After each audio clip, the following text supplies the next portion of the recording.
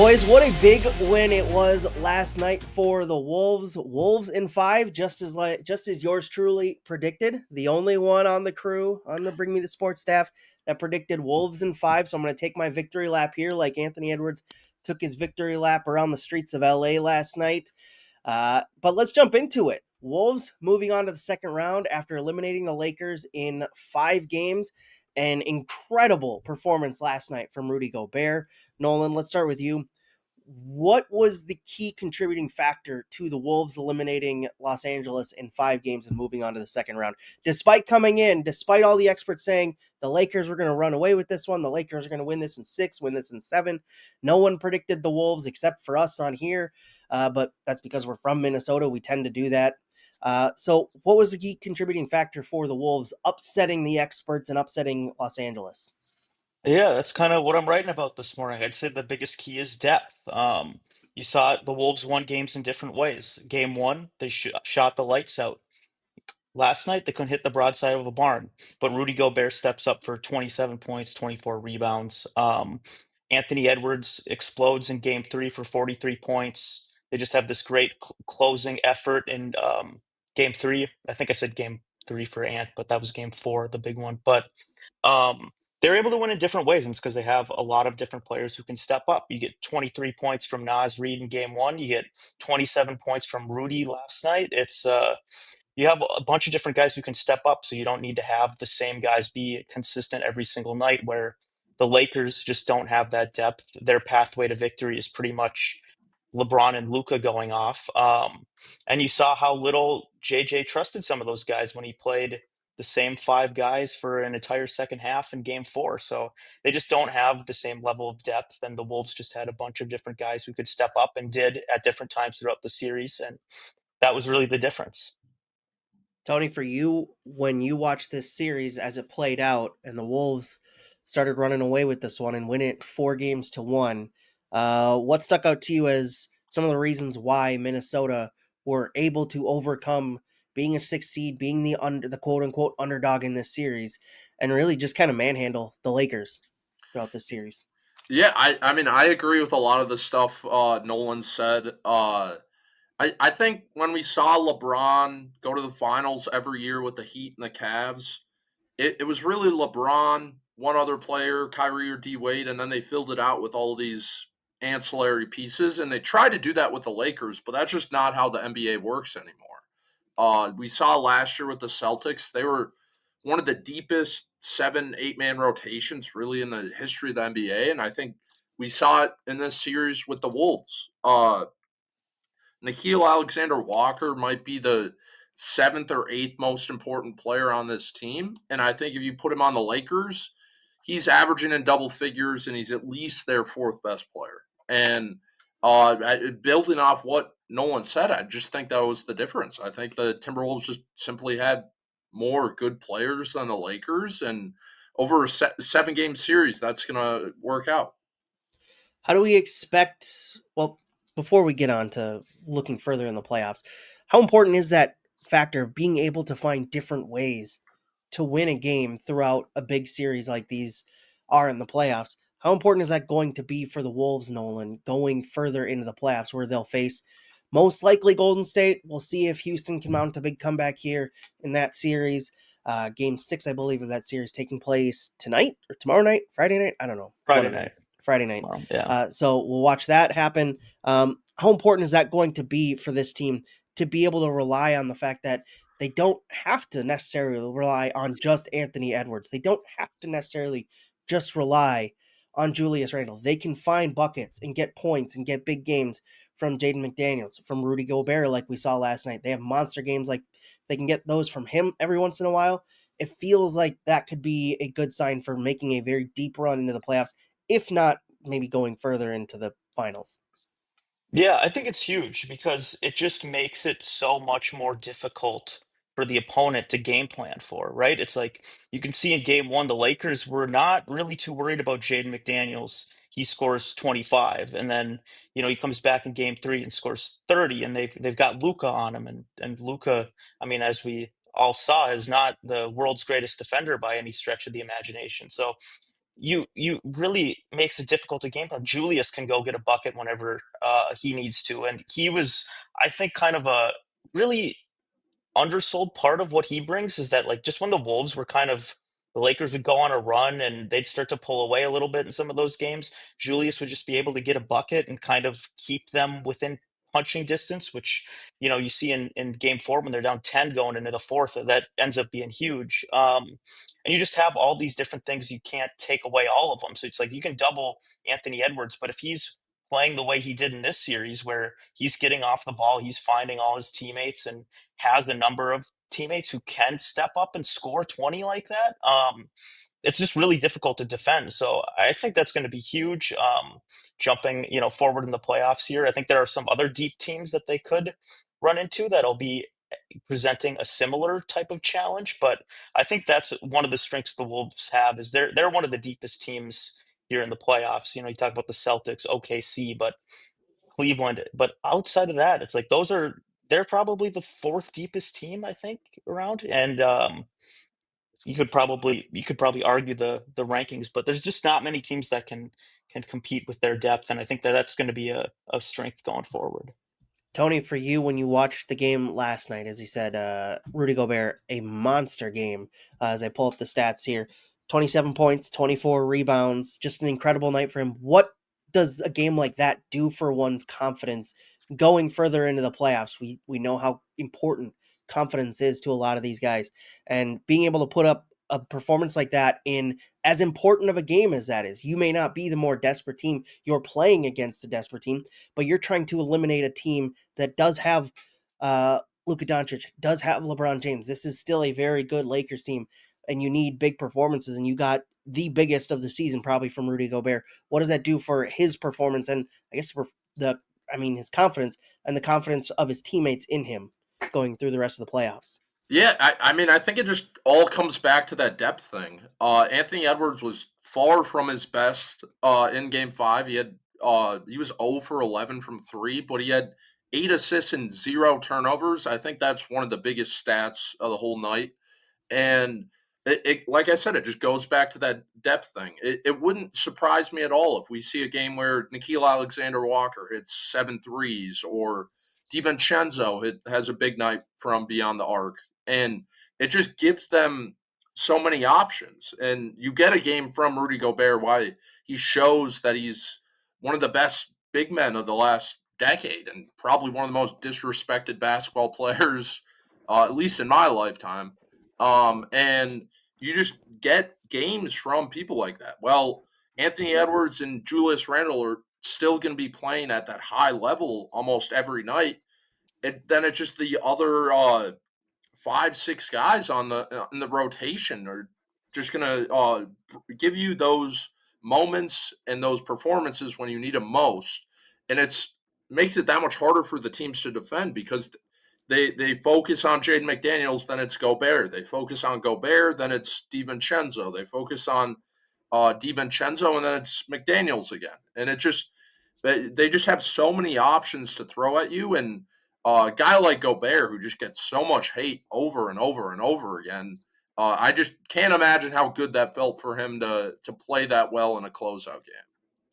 So let me ask you this: as we look towards the rest of the playoffs, I know we're all positive right now because the Wolves are coming off a 4-1 series win over the Lakers. Is there anything looking back at that series, Nolan, that gives you concern about this team making a deep run? I know again, I want to stay positive. We'll get back to it, but I do want to balance it out a little bit. Is there anything from that series uh, against the Lakers that does give you concern about maybe making a deeper run in the playoffs? Yeah, I guess it depends on how deep. I like them against whoever comes out of that Houston Golden State series. Again, then it's OKC, and that's a different question. But I think the shooting Wow, just last night. disrespecting the Nuggets or Clippers there. Jeez. Well, I'm not gonna rule out the Nuggets or Clippers, but they're gonna be in this 7 game dogfight, and then they're gonna have Yeah. to go into OKC that's been off for like 2 months because they took care of the Grizzlies in 5 seconds, and I don't see the chalk game one up is a loss, and then you're already fighting from behind. So I don't know. I don't see OKC not getting to that Yeah. side of the bracket there. But yeah, I think some things we can do. I mean, the shooting last night, I don't think that's something that you'll see super often when a team goes 7 for 47 from three. Ant's 0 for 11. I mean, he's a 40% three-point shooter. They got a bunch of guys who are 40% three-point shooters. That's not going to happen every night, so I wouldn't think that's a major concern. It's kind of tough because if anything, I've been more encouraged from this series about a lot of things that maybe I didn't think I would be. Anthony Edwards' decision making in particular, where like Tony pointed out, he didn't have a single turnover last night. He had over three a game in the regular season. He has 1.2 a game in this 5 game series here, um, which is the lowest ever he's had in the playoffs. He's making the right decisions. I would have liked to have seen them get Rudy involved earlier in the series, but I guess they didn't really need to. Um, so I guess I don't think there's anything that like jumps out as a cause for concern looking at this series to me, except whether what they did is sustainable, I guess. No, or Tony, anything Yeah, that stands out to you? I mean, it's really hard to, I think, nitpick from the Wolves, especially when the general public, more than anything, would was concerned about Rudy Gobert getting played off the floor against a team like the Lakers that do like to go small and didn't really. They had Jackson Hayes, but they don't play a true five, and that almost gives me more confidence if they were to play the Warriors, who like doing a similar style. They have Kevon Looney and Draymond Green, but they don't really have a true five either. So, after seeing Gobert have that much success in Game Five, it did take him 4 games of not much production to get there, but it gives you at least a little confidence going into a potential series with the Warriors. And yeah, it's just hard to take any negatives from the Wolves, and it's more looking around the rest of the NBA. And OKC looked like a freight train against the Grizzlies. So I think that's a big question how they would match up with a team like that. And you mentioned don't want to count out the Nuggets or Clippers yet. So there are just a lot of good teams in the West. So I think that would be the biggest thing to slow down slow down the Wolves. Because it's just really hard to think of any negatives after they just dominated the Lakers. So as we continue discussing the Wolves beating the Lakers 4-1 in the first round here, they'll move on to the second round now and take on either the winner of the Rockets or Warriors. And right now, the Warriors lead that series 3-2. Game 6 in that series coming up Friday night.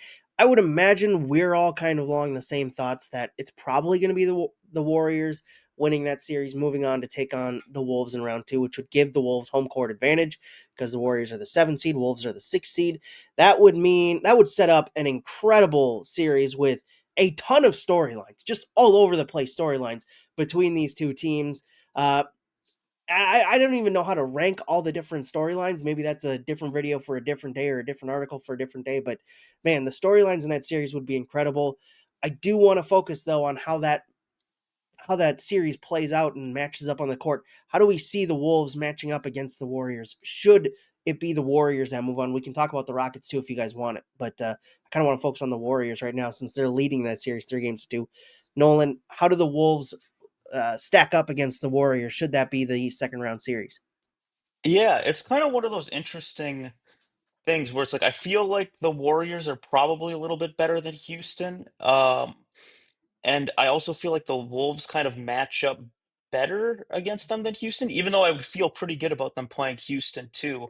Um, just because again, they got like guys who can defend and that small ball thing we just saw doesn't really work because the Wolves can go small too. I think that's probably what a lot of people were missing when they were looking at this Wolves Lakers series. It's like, well, it's like if the Rudy thing's not working, you can go with like Nas, Julius. You could even play, like Jaden at the 4, Julius at the 5. You can go real small and compete that way too. And then you see what happens when you just go no big at all. You can just kind of let Rudy feast when guys are finding him. So I think they match up pretty well that way. I think it'll be interesting to see who guards who in that series. Like, I I would want to say, like, do they put Jaden on Steph? That would be kind of interesting. Do they put Ant on Jimmy? Kind of how they guard that way. And then of course, like you mentioned, all the storylines will just be super fun. Jimmy's got to come back to target center. Um, It would have to big play. He He'd can't have duck to it this play. He time. It's can't the duck it playoffs. anymore. It's the playoffs, right? So he has to come back to target center. And then the Wolves, I mean, kind of a nice thing about being on this side of the bracket is they'd get home court advantage in that series. And then, of course, Draymond and Rudy are not the greatest of friends either. So that adds a whole nother element to it. So I think that's just good. It would be a really fun series. I think there are a lot of things that would be interesting about it. But I think the Wolves match up pretty well because they are a similar style team to the Lakers. The difference being is that you're going to have to worry about Steph shooting versus like LeBron's physicality. Although you got to worry about the shooting with Luca too, but um, I don't know. I think it'll be a really fun series. I'm curious how they decide to do those matchups, and I definitely like the storylines with Jimmy having to come back here and the Draymond and Rudy beef. Tony, for you, how do you see these two teams stacking up? Should that be the series in the second round? We'll talk about Houston in a second as well. Yeah, I mean the storylines get me so excited. Like the chances of like Draymond Green getting ejected in one of those games would be like minus betting odds. Just um, one? Just one or multiple? yeah, like the over under is probably 1.5. Like it's almost a guarantee it's at least one. Um, Him versus Rudy Gobert, that like rivalry would just be insane. And then you add the Jimmy Butler thing, it just there'd be so many emotions. The atmosphere at the Target Center would just be unreal for those games. But yeah, I mean, on the court, I was watching a little bit of that Warriors Rockets. That would have been Game 5 before the Wolves game on Wednesday, Mhm. and it just the Warriors are just such a unique team. Because I mean, as someone who admittedly does not watch a whole lot of regular season basketball outside of the Wolves, they just have so many guys that you're like, who is that again?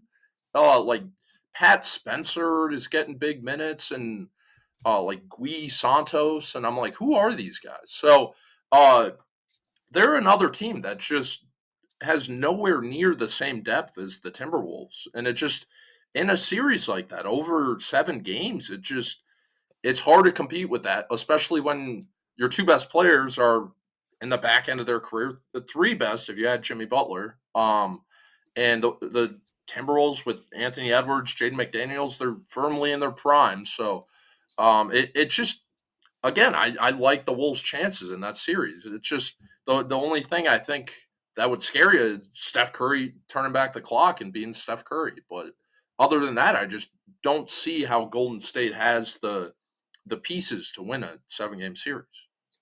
Okay, so then let's flip the card in that Rockets Warrior series. Let's say the Rockets pull the comeback, they win three straight, and come back from a 3-1 deficit and win the series, and force obviously would have to force a game 7 on Sunday night, meaning that series between the Wolves and Rockets wouldn't start until Tuesday down in Houston. How do those teams stack up then, Nolan, as you look forward to that potential series? Yeah, I still think I like the Wolves in that series because Houston doesn't really have like a go-to guy on offense. They've got a lot of good players. They got Green, they got Van Vliet, but the one thing that does worry me about a Rocket series is Şengün. And if you look at, I just decided to look it up. The 4 games, the Wolves and Rockets split this year. But Şengün in the 4 games against the Wolves, he's got a 22-point triple double. He's got a 38 and 12 game. He's what else has he got? He's got another 16, 10, and 7 game and a 24-13 game. So he just has kind of killed the Wolves, and he's that like those stretch forwards just seem to really hurt the Wolves. Like Jaren Jackson for Memphis always seems to really kill the Wolves too. And so that's kind of the one matchup I'd be worried about. And he's just like he's kind of like a Jokic light where he can rebound, he can pass, he can score, he can do a little bit of everything. So I think that would be the biggest thing I'm worried about. If I'm the Wolves going into that series, is finding a way to limit him as a playmaker, as a scorer. But I do think I think I like the Wolves in that one too because Houston's still pretty young. They've got some guys who've been there like Van Vliet, but he hasn't been super strong here in the playoffs, and I don't know. I feel like this is kind of the we're seeing the Anthony Edwards takeoff here. Like he's just this is probably some of the best basketball I've seen him play. And like even shooting 0 for 11 last night, he's flirting with the triple double. So he's finding ways to get it done even when the scoring's not coming in and he's not turning it over. He's making great decisions. If he keeps playing like that, I kind of like him against just about anybody. You gotta imagine, no matter who the Wolves play going forward, the head coach isn't just going to go centerless against Rudy Gobert like JJ Redick decided to do the past couple games. It's just you don't see a team being that choosing to hurt themselves like that going forward, like the Lakers did. Uh, Tony, when you look at that potential series, Rockets Timberwolves, how do you see it playing out?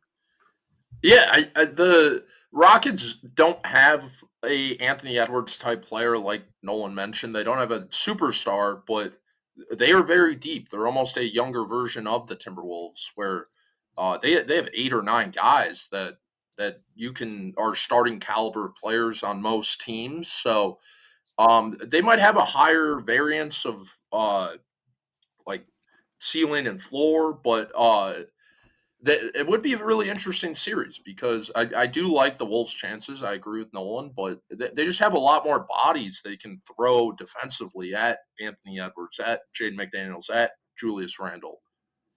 So I don't think they'll be able to come back in that series. Coming back from 3-1 as a young team, making your first run seems pretty unlikely, but it would be an interesting matchup with the Wolves. So, how do you think?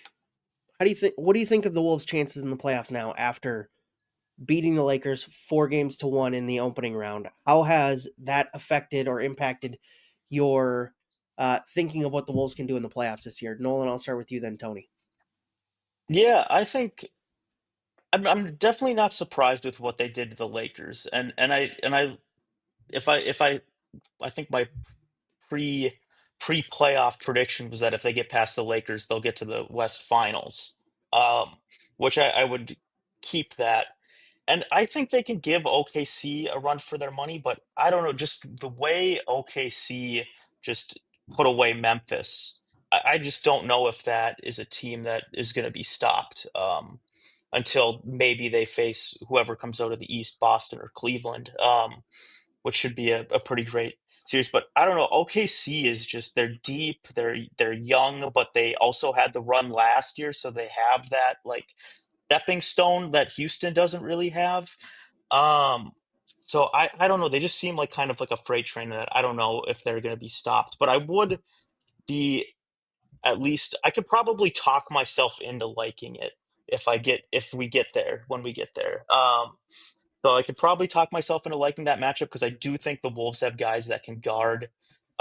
They can guard Shea. They can guard those Jalen Williams and Chet and all those guys. But I just think that is just kind of a train that keeps rolling. So I think they'll get to the West Finals. I don't know that they'll beat OKC, but I think they'll give them a great series. Tony?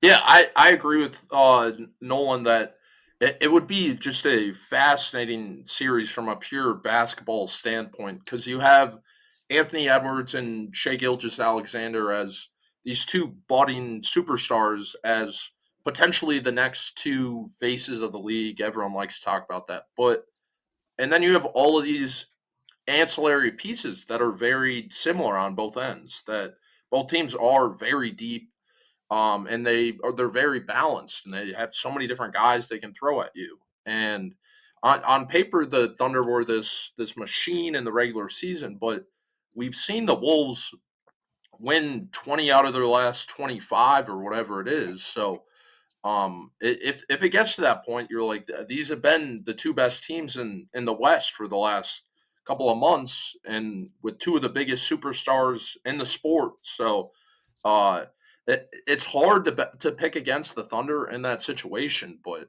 I think the Wolves, if Edwards keeps playing at this level, are going to give them everything they can handle. I'm looking forward to it. I'm looking forward to this playoff run. We'll see how long it goes on, and we'll obviously be keeping our eyes on that Rockets Warriors game 6 coming up Friday night, 8 p.m. on ESPN for that one. Anybody wants to watch that on a Friday night, looking forward to that. Looking forward to reading all you guys' work over at Timberwolves on SI, as well as Gophers, Vikings, and Twins on SI as well. Go read their work there. Hit subscribe to the YouTube channel. It does help us get found. Notifies you every time we post a new video. And we'll talk to you guys tomorrow with another topic across Minnesota sports. Talk to you later.